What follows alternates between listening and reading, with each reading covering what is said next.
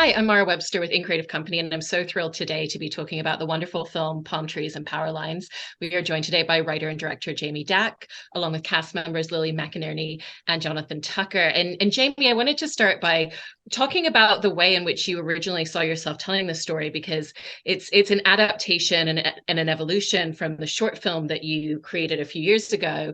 But even ahead of that, I've heard you talk about how, as a photographer, you were taking a lot of photographs around kind of the types of areas that you ended up visually filming this. And so I was interested in how your work as a photographer and a lot of the photographs that you were taking around these areas really ended up influencing certain aspects or visual elements of how you wanted to tell the story. Yeah, I always kind of look at it like this character in this film has certain vulnerabilities that, you know, allow her to be prey to this other character. And there's the fact that her father's not around, her mother's not around. Well, she is, but not really. And, she doesn't fit in with her friends and all these things you see when you're watching the movie. But additionally, there's the fact that she's living in this place where she feels a kind of boredom and aimlessness and loneliness. And that's kind of what I had captured in these photographs. This kind of suburban malaise that this character is feeling. And so, yeah, I'd been taking these photographs and writing simultaneously, and, knew that this was the perfect place to kind of set this story. I love that. And Lily, one of the things that really struck me in terms of the work that you did preparing for this role is that I've heard you say that you even went and saw a really good therapist so that you could have someone to talk to about some of the emotional spaces that this character and this story was asking you to go, but also to kind of really cement a lot of your confidence as a performer coming into this project as your first narrative feature lead role. And so what was the emotional preparation that looked and what did that look like for you, alongside the fact that obviously you're still diving into the script and going through scene by scene, but also making sure that you're taking care of that other component? Definitely. Well, I mean, I'm so grateful that my job as an actor sort of forced me in a way to confront any emotional baggage I had yet to deal with. And I think that's something that every person, no matter their career, should, incorporate in their lives. But especially not only this being my first role, and the pressure that sort of entails, and intensity of that experience as a actor, but also the subject matter. I knew I wanted to be really careful and thorough in the way that I was handling this role, not just for myself, but also for the work that I was doing. I think it's really important to be responsible as an actor when you're approaching any role. And especially as a young actor, I just knew I didn't want to, I just didn't think it, not only for my own comfort, as I said, but for the quality of the work. I think it was just the best way to tell the story and to do it responsibly. I really, really love that. And Jonathan, one of the aspects that I wanted to ask you about in terms of how you saw your way into this character was reading a lot of like Brothers Grimm and looking at things like Little Red Riding Hood, because you're playing this guy where it's less about the way that he's behaving on the surface and everything that's kind of meticulously at play underneath. He's not overtly saying what his intentions and what his plans are with Leah. And so how did looking at certain fables like that really give you a viewpoint and a window into who this character might be and how he might present himself? Well, I love fables. I think there's a reason why they hold up over time. And I think this film could be a fable in some respects. I don't think it's a cautionary tale on the subject matter, but more a cautionary tale about listening to your intuition. Because what Jamie does so remarkably is, in many ways, constantly allow your intuition to flare up and tell you that there's something wrong, and then she immediately ameliorates you, both in the script and in the elements of her storytelling. And I think it does a great discredit to any of the men or women or boys or girls who end up taking a sort of path like Leah did, if the character that seduces them isn't actually seducing, but has all of these sort of kind of nefarious, overtly nefarious sort of qualities. So that's where we were trying to go, and ultimately it has to be a seduction, and seduction is light. It's sharing light and sharing a sense of comfort and safety. Mm-hmm. Absolutely. And Jamie, I really love the way that you've used the camera lens to give us this incredible perspective of the way that Leah as a character is seeing the world. And we really see her viewpoint, even down to the fact that when she's in the kitchen with her mom, we don't see her mom's face until she sits down at the table at the same level as her. And so what did a lot of that preparation look like for you in terms of figuring out the blocking and how you really wanted to use the camera in that very specific way?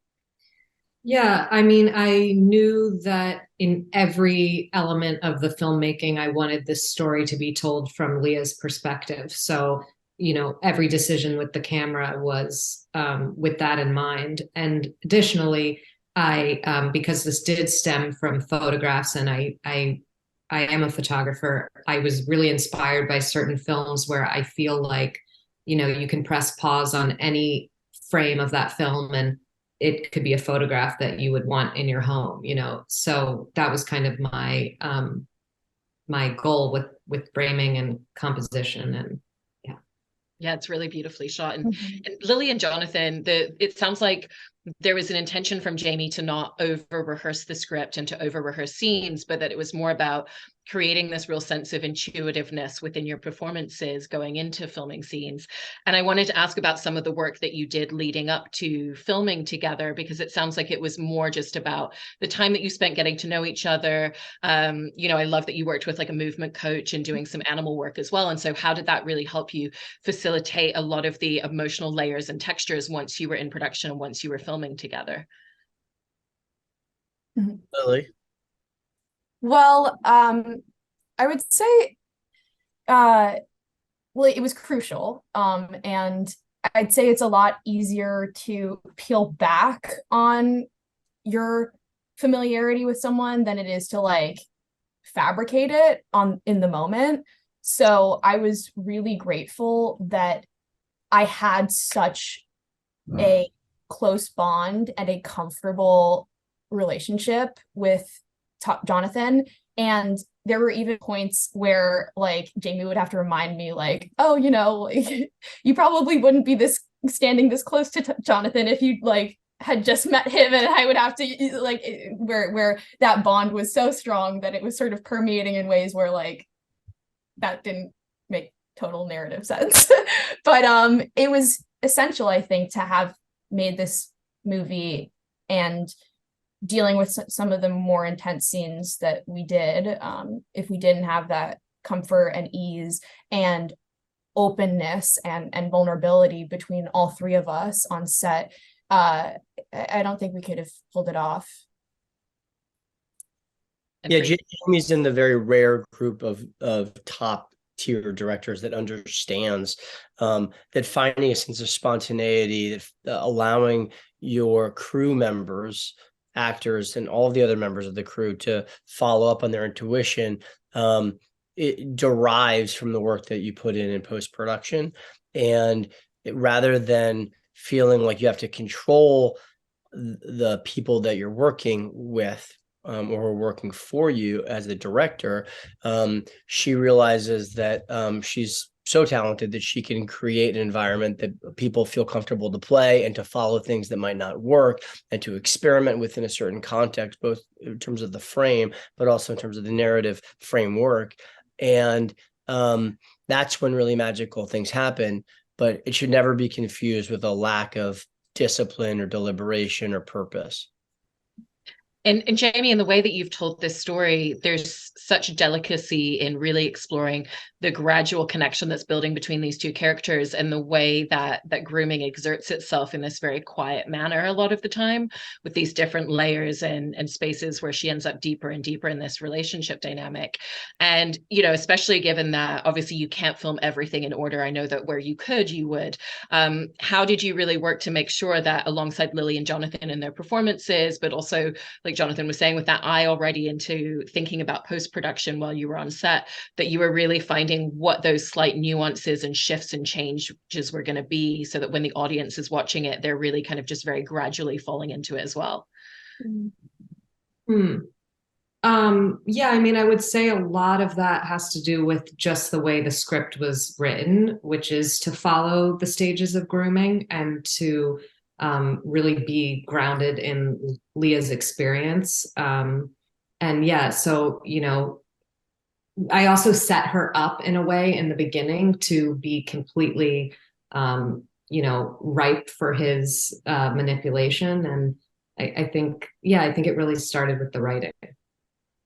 And off the back of that as well, for you, Lily and Jonathan, how did the two of you really work together alongside Jamie to find what do these different spaces look like for the two of them? What does it look like at the beginning when there's this kind of sparking chemistry, but they don't really know anything about each other, versus this space later on where she's willing to trust and follow him into spaces she never thought she would step into? I think you don't push a string, at least from Tom's perspective. It's a constant pulling, you know, and she should always feel like she has the opportunity to leave, that all of her decisions are hers. And that sense of ownership over the relationship that's being forged allows for her to continue moving towards a darkness that she starts to understand might be there, but that she continues to go towards regardless. Mm-hmm. And somewhat as Jonathan touched on earlier, I think we all understood and agreed that it would have been a complete disservice to this story by creating caricatures of a groomer and his victim, and rather approaching it all entirely from Leah's perspective, and in that way approaching it as a love story, and setting aside whatever hindsight I myself, Lily, has on the situation, or whatever judgment I might have on this situation, whatever red flags I might be detecting, and really putting myself in her perspective. And I think that's what the film does ultimately to the audience.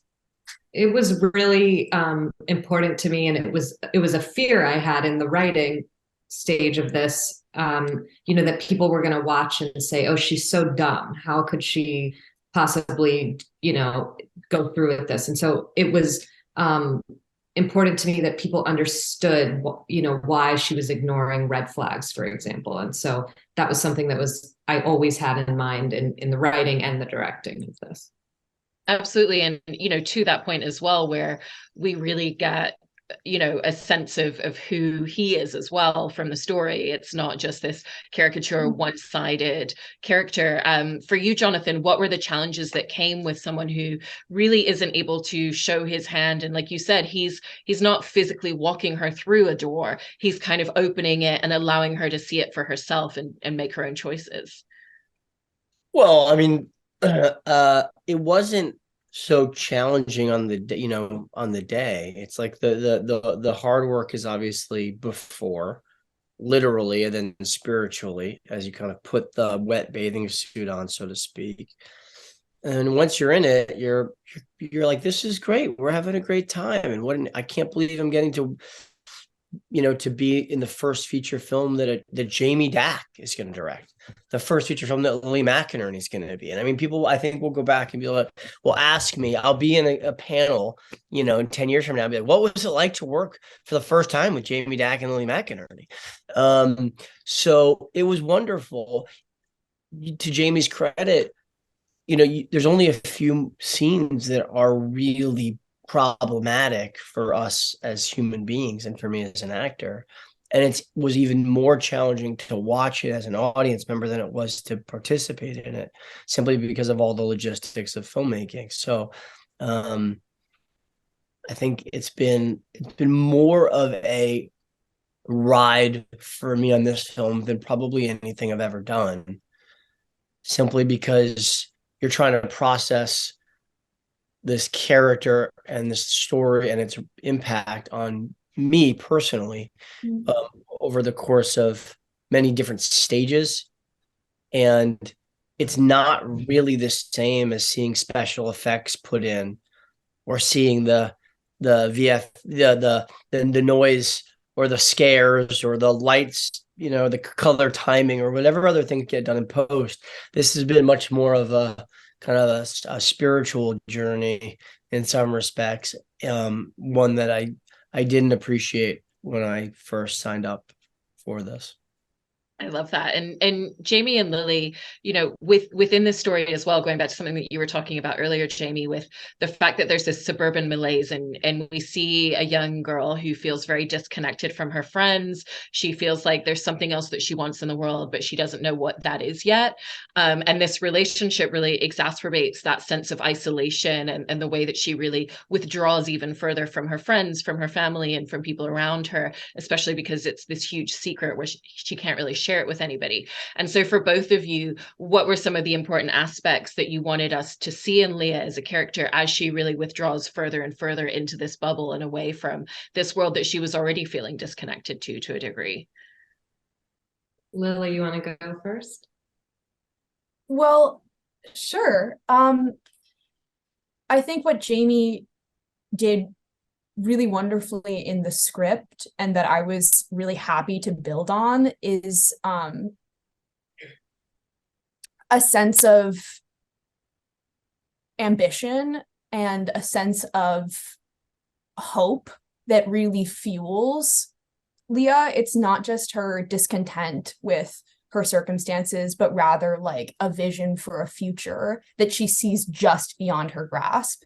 And so rather than, her choices being fueled by kind of like, sure, there's an emptiness in her life, but there's also like a real intelligence and wisdom and autonomy that this young person has. And she's in this in-between phase where she can make all these choices for herself, but she doesn't yet have the tools to really like know what choices to make. And so I was really grateful to play such a complex teenage girl. And that's something that's probably my favorite part of this film, and something that I'm really grateful to Jamie for creating, and something that I'm like looking forward to seeing more on screen. Yeah, you're reminding me of the first time we met and we just shared and shared and shared stories of being teenage girls. Yeah. It's like such an important part of life that is not represented enough. And when it is, it's represented in really like hypersexualized and totally oversimplified ways that I think, yeah, this film does a really great job of combating. And for you, Jamie, what were some of the important emotional aspects to bring into Leah as a character for you in that regard? Yeah, just, I think it's like, it's this time in her life. It's the perfect storm of all of these vulnerabilities. She's on summer break from school and she's feeling bored and lonely. And, her parents are divorced and her dad's not around. And, and I just generally think it's really challenging I'm remembering these stories, that I was saying Lily and I were sharing, like, it's very challenging to be a teenage girl, and it's a very vulnerable time. And, yeah, that's kind of what I was thinking about for the character. Mm-hmm. And Jonathan, coming back to you, it becomes very clear in the narrative that this isn't the first time that he's had a relationship with a younger girl. And so for you, did you want to go into playing him as this is kind of his playbook? This is the way that he kind of builds trust and builds this sort of dynamic every time he does this? Or did you want to go into it feeling like there's certain things that really are coming to the foreground specific to the dynamic and the connection that he's building with Leah specifically? It's a great question. I think everybody has a playbook, and you have to deviate from it, depending on, what is happening in front of you. There's something clearly special about Leah for Tom, and he recognizes that, at least internally, or I did. So, which is like, why is this night special, right? Like, this is the story we're telling, so there's something special about it. I just don't think it's worth getting into how a Tom comes about, versus really focusing on what the elements are that they use and employ in order to feed. And in that respect, I think it's all pretty similar. No, that makes sense. And Jamie, there is something that you were touching upon in your last answer.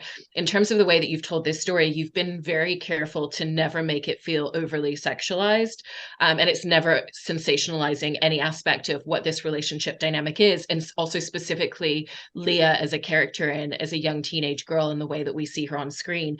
And so how did you make sure that with all the creative choices that you were making along the way, even just down to costume design, the way that we're viewing her through the camera, that it was never crossing over that line, and yet we also understand the dynamic of why he's entering into this relationship with her as a teenage girl? Yeah, I mean, it's a story about a girl being sexualized and exploited, and so for me, I had to do the opposite in every decision that I made, and for sure costume. But I remember Lily and I talked about it, and we kind of were like, she's not comfortable dressing in revealing clothing. She's more tomboyish, and and our costume designer really understood that down to the multiple vintage t-shirts she's wearing that are not revealing. And then in contrast, we made her best friend dress a little bit, more revealing. But yeah, I just, because of what the story was about, I didn't want as the director or the writer to sexualize her any further.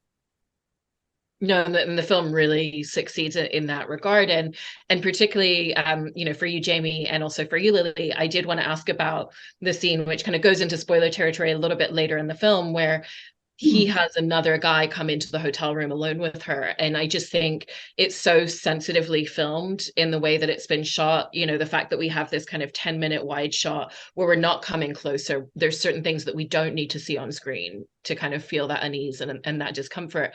I was just interested in the dynamic of how a scene like that really came together and finding what were the right creative choices for both of you. I think that, my belief is that oftentimes things we don't see can be scarier. Maybe it's something we're hearing behind a closed door, or we're pulled back and we can only see some of it. And so that was really what I was going for in that scene. And I think it's really interesting that people have such a reaction to that scene when actually it's not revealing or violent, or in many ways it's not, but yet it's somehow so disturbing anyways. That was all Jamie's magic. I had nothing to do with that. But I will say that that was probably the scene I prepared for the least. I was definitely emotionally prepared for it, and had been very much aware of and played it through in my head, and gave myself that time to feel okay and feel safe, which was made extremely easy by Jamie and Jonathan and everyone else on set, right down to the details of that day. It was an extremely supportive environment to do that work in, and I couldn't have done it without that. But the scene itself, I had barely run through, and I think that's kind of what it needed, because not only would it be extremely uncomfortable to be running through in my private time, but because that kind of a moment, is unfortunately really